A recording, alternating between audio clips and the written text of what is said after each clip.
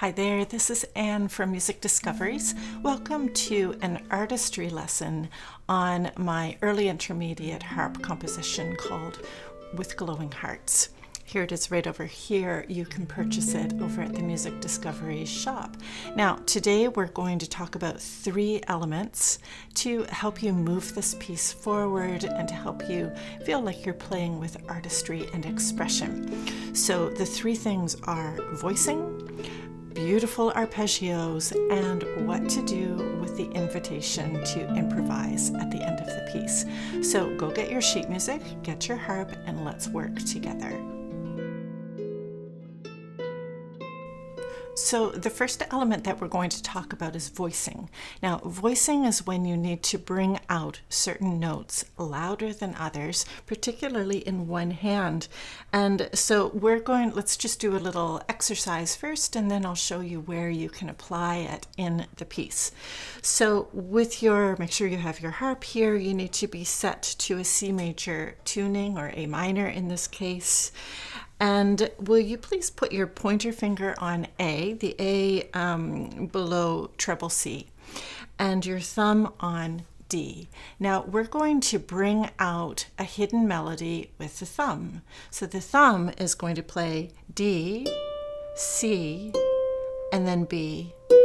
Okay, and let's do that again. Make sure that your thumb is placed nice and high on the string, your pointer finger nice and low, and when your thumb plays, make sure that it's closing beautifully. Reopen, play the C, and then play the B. Do that again and listen that you're getting a beautiful tone. You might need to use a little bit more thumb on the string to make the tone sound round and resonant. Let's do it again, starting with D, then C, and then B. Now, the next step is to alternate the thumb's melody note with a pointer finger A. And those pointer finger A's are going to be soft. And that way the thumb is going to bring out a hidden melody within an 8th note texture. So listen to this. Listen first, and then we'll give it a try. Okay, so we're still starting with D, but then A.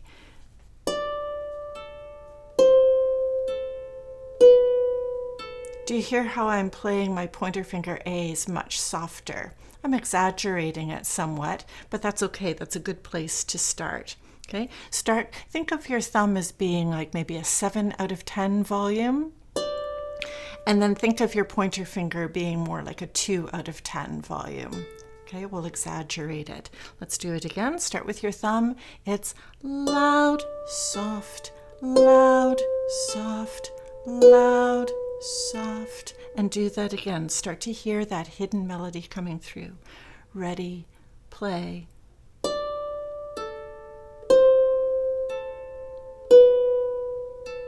Good. Let's add a little bit to this. Now our hidden melody is going to go C, B, D, C, B. So we've got a 5-note hidden melody. Here it is again. C, B, D, C, B. And now let's do it and alternate with that quiet pointer finger. Ready? So we're starting on C, A. Ready, play.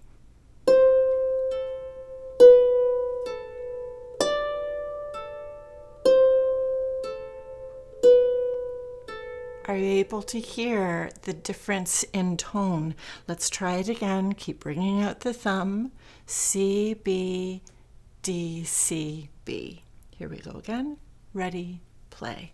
C, B, D, C, B. And once more for luck. One more time. Ready, play.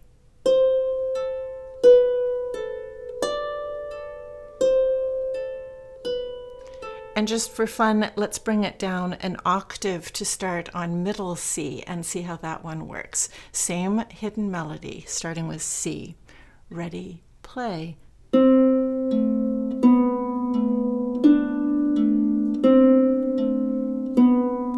Can you hear that one singing out even more? Make sure that pointer finger is nice and quiet. Let's Let's do it again.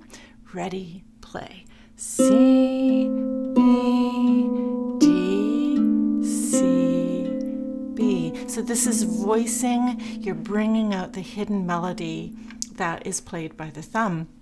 Now this happens a lot in this piece. Starting at the very beginning, we have that pattern. Right, there it is in measure 1 and measure 2. If you look over at measure 21, here it is down in that middle range. Hear how nice it is when you bring out the hidden melody. And then again, of course, near the end at measure 43, here it is again. So that's a really important element in this piece, hidden melody achieved by voicing. Are you ready for the next element? Now we'll talk about arpeggios and how to learn them so that they're fluent and flowing. So look on page 3, top of the page at measure 35, and you've got a really beautiful sequence of arpeggios that cross hands.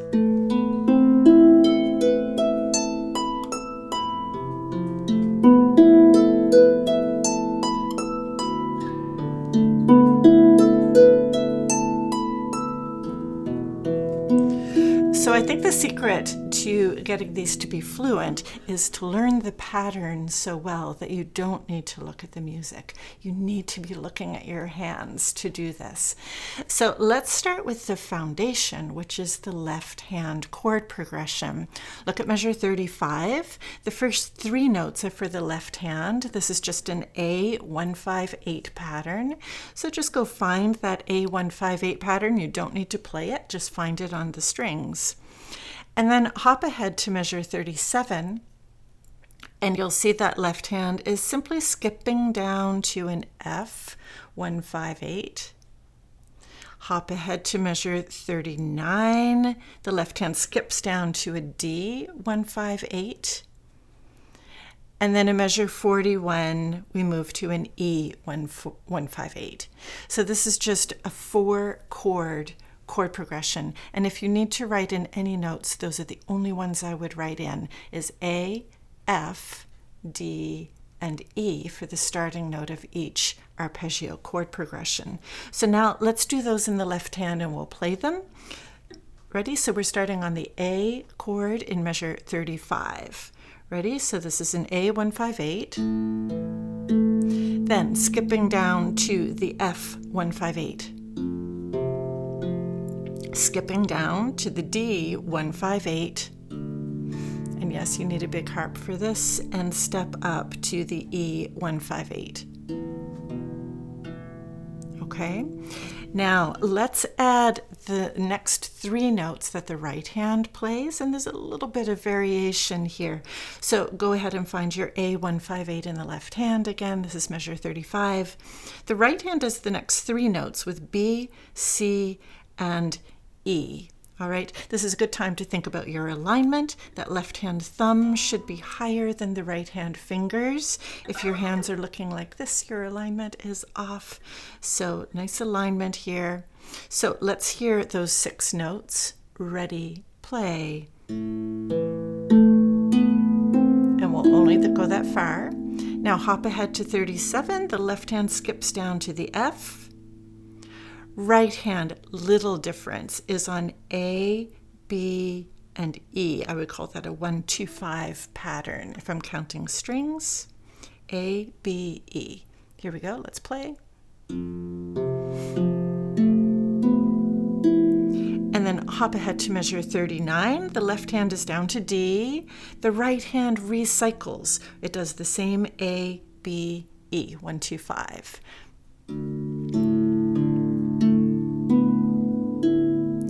And then the last one, measure 41, the left hand goes to your E158 pattern.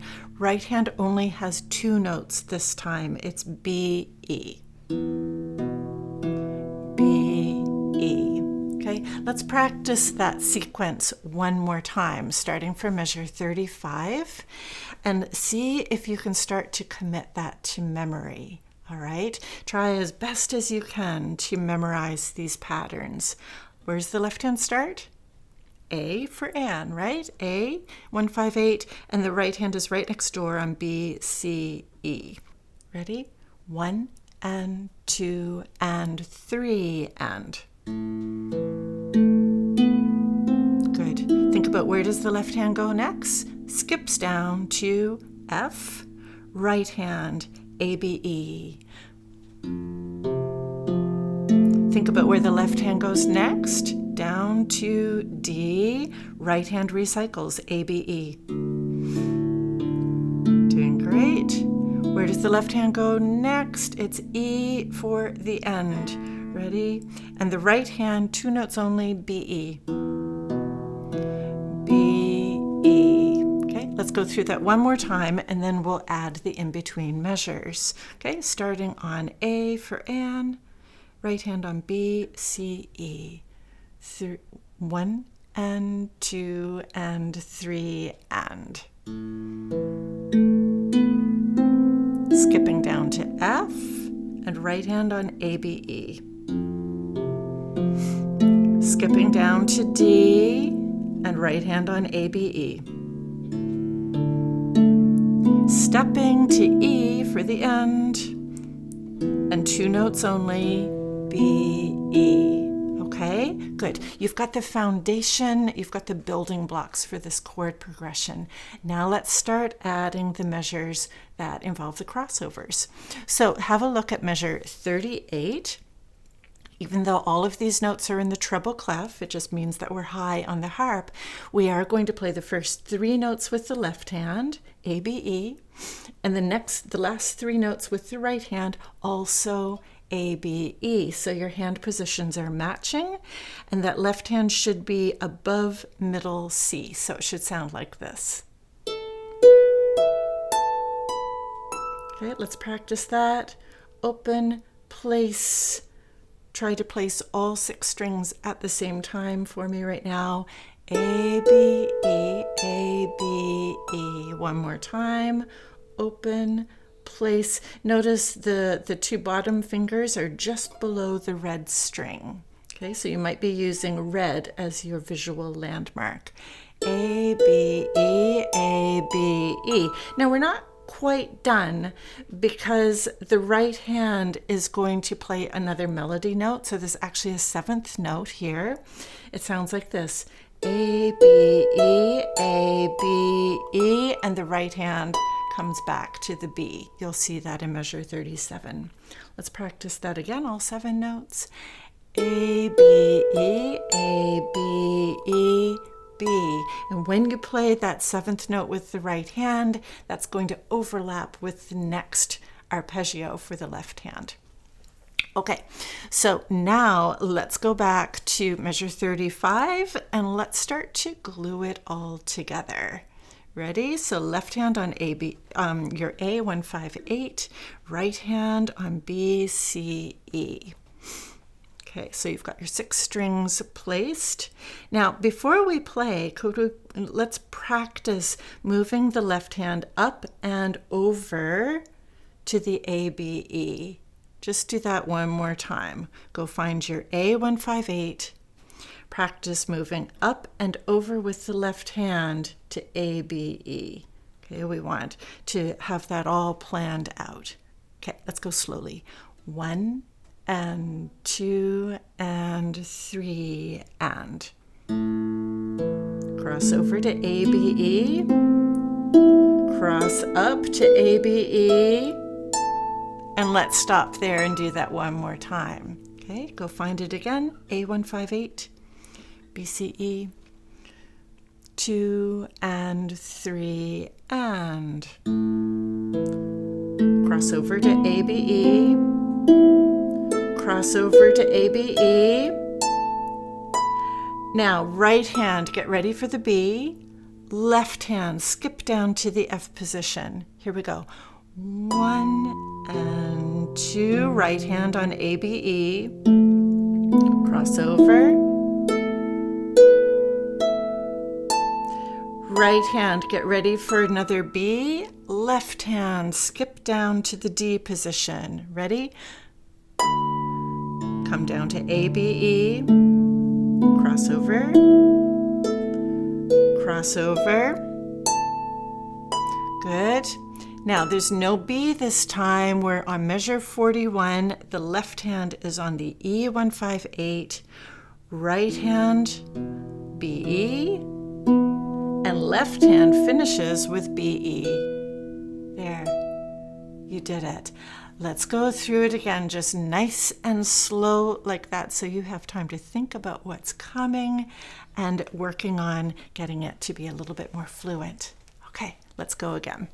Measure 35, your A158 pattern.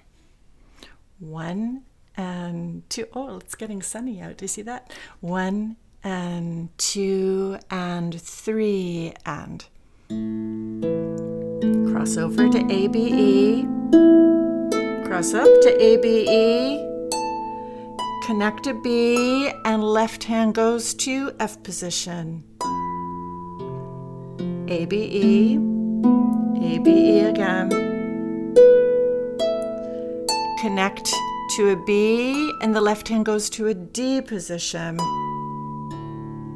ABE, crossover. Now, no connection this time. We simply go to the left hand on your E158, play BE in the right hand, play BE in the left hand. There, that's coming along. I would practice that many, many times so that it becomes steady and fluent and memorized. Okay? Great. Now, our last element to talk about is at the end of the piece, where here it is right over here, and it shows you a measure where there are just 7 notes without stems, just heads, and it says to improvise freely using these notes in any order. And you could, of course, go over to the performance video and listen to what I did.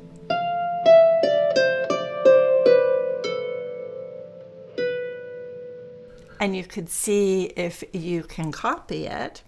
And that would be fine. You can do that by ear and use what I did. Or you can use this as an opportunity to create your own melody. Could be whatever your ear imagines in that spot. Or it could also be an opportunity to hint at another song. So, for example, if I come back to measure 45, and I have that fermata right here.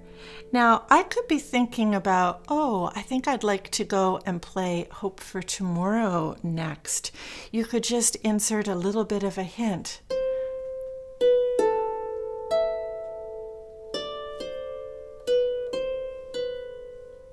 There's a little bit of hope for tomorrow, and then, right? So you could segue into Hope for Tomorrow. Or maybe you imagine, I'd like to play Scarborough Fair next.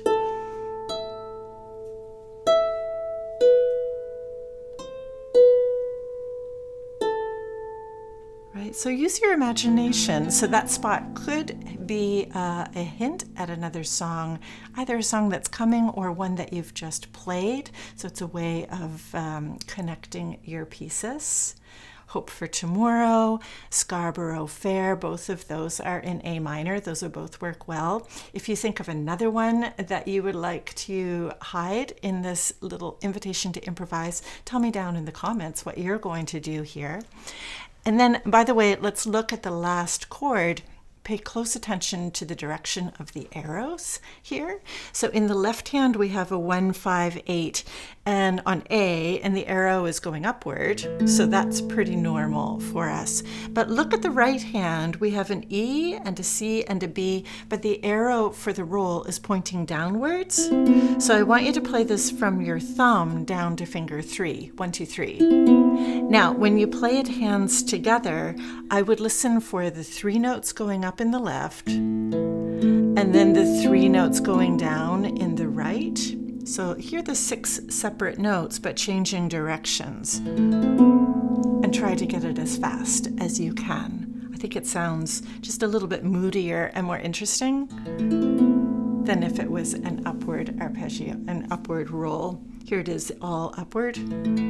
It's a little bit too uplifting. So when the right hand goes down, I think it sounds moodier. Right? Let me know what you think about that roll that changes directions like that. Well, I hope that was a helpful mini lesson for you. Let me know in the comments if you're working on this piece and how it's going.